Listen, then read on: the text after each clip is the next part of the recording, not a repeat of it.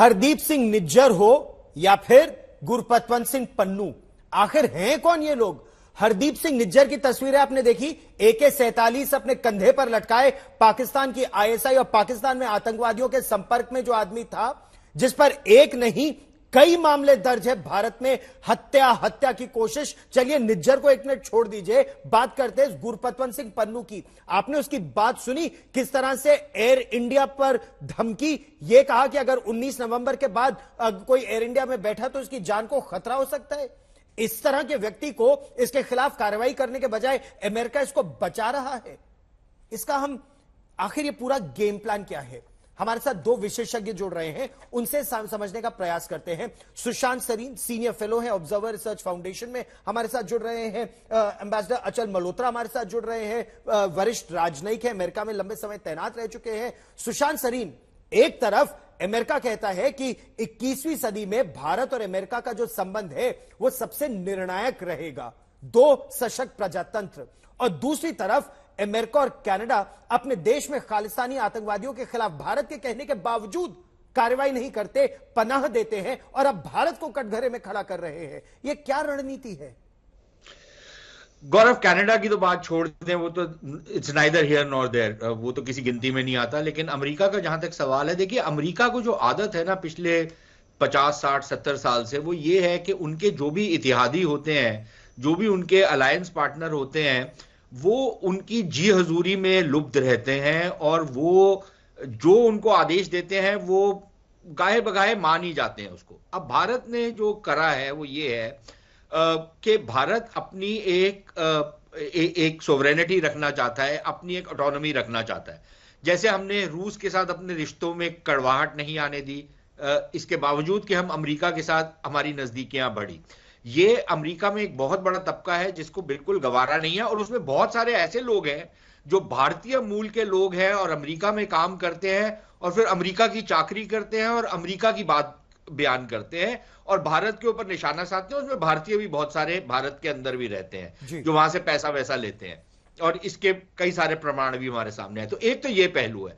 दूसरा पहलू ये है कि जब अमेरिका का अपना कोई इंटरेस्ट होता है तो वो फिर बाकी किसी भी देश के इंटरेस्ट को नजरअंदाज कर देता है। और मैं ये अपने तय नहीं बोल रहा, ये अमेरिकी खुद बोलते हैं कि देखिए भारत और अमेरिका का जहां तक चीन का मामला है तो हमारा 95% कन्वर्जेंस है, लेकिन भारत के पश्चिम में जहां पाकिस्तानी आतंकवाद हो या अफगानिस्तान में जब तालिबान का आतंकवाद चल रहा था, उनकी हुकूमत नहीं बनी थी और भारत अमेरिका को नसीहत देता था कि आप कैसे इसको हैंडल करें, तब वो कहते थे देखिए हमारा आपके साथ यहां पर आपके पश्चिम में सिर्फ 5% कन्वर्जेंस है, बाकी हम आपकी बात नहीं मानेंगे।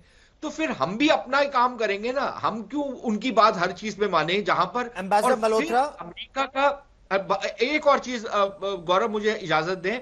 देखिए अमेरिका एक तरफ तो कहता है कि हमारी एक स्ट्रैटेजिक पार्टनरशिप है, दूसरी तरफ आपने ऐसे आतंकियों को पाला हुआ है जो भारत के को डिस्टेबलाइज करते हैं, भारत के अंदर अलगाववाद फैलाते हैं, भारत के अंदर आतंकवाद फैलाते हैं, क्रिमिनल एक्टिविटी बढ़ाते हैं। तो ये किस टाइप का स्ट्रैटेजिक पार्टनरशिप है, हमको जरा थोड़ा समझाएं ये तो बेहतर होगा। एम्बेसडर मल्होत्रा, अमेरिका और भारत स्ट्रेटेजिक पार्टनर्स है, इंडो पैसिफिक की बात हो रही है, बहुत संबंध घनिष्ठ है। भारत 3 वर्षों से गुरपतवंत सिंह पन्नू के खिलाफ कार्रवाई की बात कर रहा है। भारत का दूतावास हो, उच्चायोग हो, लगातार उन पर हमले हो रहे हैं। अमेरिका कुछ नहीं कर रहा है, गुरपतवंत सिंह पन्नू के खिलाफ कार्रवाई नहीं कर रहा है, अब भारत को ही कटघरे में खड़ा कर रहा है। देखिए गौरव, इस एपिसोड के बहुत सारे लार्जर डायमेंशंस हैं, सुशांत जी ने भी उसके बारे में जिक्र किया। सबसे बड़ी बात यह कि एक बार फिर से ये अमेरिका की डबल स्टैंडर्ड्स को एक्सपोज करता है। एक तरफ तो आप इंटरनेशनल फोरा पे जब आतंकवाद की बात होती है, अलगाववाद की बात होती है, सेपरेटिज्म, एक्सट्रीमिज्म, इन सब चीजों की बात होती है, तो आप भारत के साथ कंधे से कंधा मिलाकर उसका विरोध करते हैं। और दूसरी तरफ भारत का एक डिक्लेयर्ड, एक डेजिग्नेटेड टेररिस्ट आपके यहाँ सरेआम न सिर्फ घूम रहा है बल्कि भारत की अखंडता, सॉवरेनिटी के लेकर सवाल उठा रहा है। आपकी धरती पे बैठ के वो धमकियां दे रहा है कि एयर इंडिया को बैन करो, नहीं तो आपकी जान को खतरा हो सकता जी। है, और इस तरह की बहुत सारी एंटी इंडिया एक्टिविटीज कर रहा है। तो आप इसको किस तरह से समझाएंगे? यानी कि आप जो करें वो सही है, और हम अगर जो कुछ करें तो वो फिर आपके लिए हजम करना बहुत मुश्किल हो जाता है। इसका एक लार्जर एस्पेक्ट ये भी है कि एक सिस्टमेटिक कैंपेन काफी समय से अमेरिका और वेस्ट में चलाई जा रही है, जो भारत की छवि को खराब करने की दिशा में काम कर रही है। जी। अब इसके पीछे कौन इन्वॉल्व है, ये सोचने वाली बात है। इसमें अमेरिकन भी हैं, इसमें ISI का भी रोल है, इसमें बहुत सारी दूसरी एजेंसीज हैं जो ये प्रोजेक्ट करना चाहती है कि भारत अमेरिका का रिलायबल पार्टनर नहीं है और ना हो नहीं सकता है। तो क्या यह माना तो जाए कि एक स्वतंत्र विदेश नीति जो प्रधानमंत्री नरेंद्र मोदी चला रहे हैं वो अमेरिका को गवारा नहीं? सुशांत सरीन, अमेरिका चाहता है कि हम उसके जूनियर पार्टनर बने, आंखों में आंखें डालकर ना देखे, जिस तरह उसने सऊदी अरेबिया को भी दबाने की कोशिश की थी और प्रिंस मोहम्मद बिन सलमान नहीं दबे। क्या यही रणनीति भारत के साथ भी अपनाने की कोशिश कर रहा है कि भारत के किसी एजेंट का नाम ले रहा है या रॉ की तरफ इशारा कर रहा है? और क्या अमेरिका और कनाडा मिलकर ये ऑफेंसिव कर रहे हैं भारत के खिलाफ? देखिए, कनाडा को तो उन्होंने अपना पिट्ठू बनाया हुआ है। कनाडा को तो उन्होंने बताया होगा कि भाई आप भी इस पे थोड़ा शोर मचाएं, और फिर आप शोर मचाएंगे तो फिर आप हमारा बताइएगा, फिर हम भी भारत को बताएंगे। तो मेरे ख्याल वहां पर तो ये वाला खेल बड़ा स्पष्ट है और बड़ा क्लमजी सा खेल खेला गया है वहां पर। अब उसके पत्ते सारे खुल गए हैं।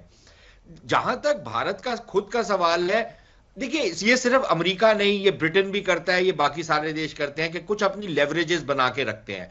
हमारा एक वतीरा रहा है कि हम लोग ये समझते हैं कि यार हमारे साथ दोस्ती हो गई तो फिर दोस्ती उस तरीके से निभाई जाएगी जैसे दोस्ती निभाते हैं। हम ये नहीं समझते कि अंतर्राष्ट्रीय रिश्तों में कोई इस तरीके की दोस्ती नहीं होती, सिर्फ मफाद होते हैं, इंटरेस्ट होते हैं, और ये अपने इंटरेस्ट के लिए कहीं पर भी जा सकते हैं। आज आपके साथ हैं, कल आपको बिल्कुल दगा भी दे सकते हैं। मेरे ख्याल इसीलिए जब भारत ये कहता है कि भाई हम रूस के साथ हमारी जो एक दोस्ती है या एक रिश्ता है, हम उसको आपके लिए तर्क नहीं करेंगे। अगर हम इजराइल के साथ दोस्ती करेंगे तो उसका मतलब ये नहीं है हम बाकी किसी देश के साथ अपनी दोस्ती को तोड़ेंगे।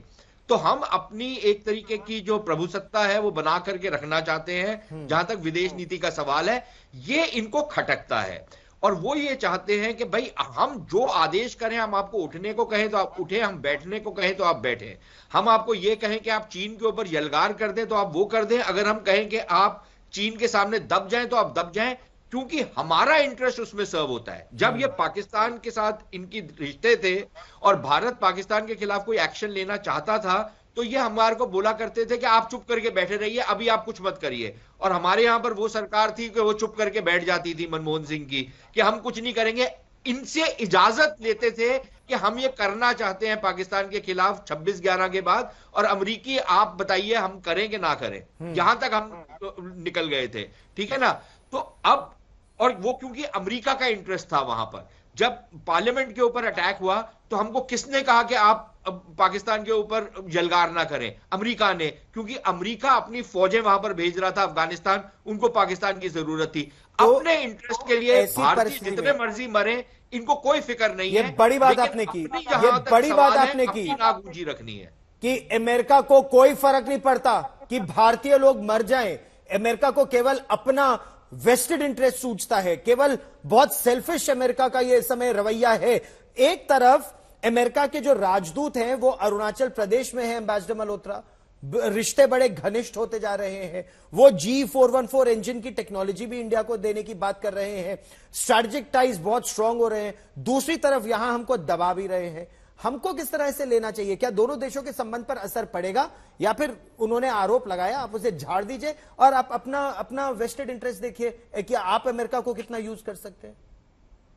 नहीं, देखिए गौरव, भारत और अमेरिका के जो रिश्तों का कैनवस है वो इतना बड़ा है कि मुझे नहीं लगता कि इस तरह के आइसोलेटेड इंसिडेंट, जो आज का नहीं है, भारत में ह्यूमन राइट्स वायलेशन को लेके समय समय पे बकवास करते रहते हैं और इनफैक्ट खुलेआम बोलते हैं कि हम ह्यूमन राइट्स इश्यूज पे कोई कॉम्प्रोमाइज नहीं करेंगे, क्योंकि ये उनकी पॉलिसी है, सो कॉल स्टेटेड पॉलिसी है।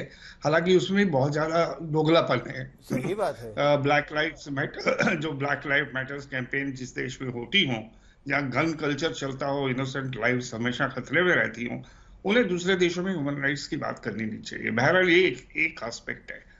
दूसरा एस्पेक्ट आपने पूछा रिश्तों पे, मुझे लगता नहीं कि रिश्तों पे इसका कोई असर पड़ेगा, क्योंकि रिश्तों का फैलाव बहुत बड़ा है। ठीक। और अमेरिका भी इस बात को जानता है कि एशिया में अगर कोई रिलायबल पार्टनर है तो वो भारत है। और कनाडा और अमेरिका की आपने बात करी तो उसमें क्वालिटेटिव डिफरेंस ये है कि कनाडा में prime minister Trudeau highest level पे जो है एंटी इंडिया कैंपेन को चलाया गया था और एलिगेशंस हाईएस्ट लेवल से आ रहे थे। यहाँ उतनी वैसी बात नहीं है, दबे दबे शब्दों में बात हो रही है। ठीक। और अल्टीमेटली जो इसका पूरा ओवरऑल इम्पैक्ट है वो नहीं होगा। और भारत ने एक ठान ली है कि अपनी जहां तक स्ट्रैटेजिक ऑटोनॉमी है उसके साथ कोई कॉम्प्रोमाइज नहीं करेंगे। बड़ी बात आपने कही। क्या अमेरिका, यहां प्रश्न यहां यह भी उठता है, क्या अमेरिका वाकई में हमारा दोस्त है? वो एक तरफ चीन के खिलाफ तो हमारा साथ चाहता है, अमेरिका के जो राजदूत हैं वो अरुणाचल प्रदेश में जाकर चीन को एक स्पष्ट संदेश दे रहे हैं, हमारा साथ दे रहे हैं। हिंद प्रशांत महासागर में भारत का सहयोग चाहता है अमेरिका, वहीं अमेरिका भारत पर अनर्गल आरोप भी लगा रहा है, वो भी एक आतंकवादी के लिए, खालिस्तानी आतंकवादी पर। सवाल यहां यह भी उठता है कि क्या अमेरिका वाकई में भारत के साथ एक स्ट्रेटेजिक पार्टनरशिप चाहता है या फिर अमेरिका केवल भारत को यूज कर रहा है?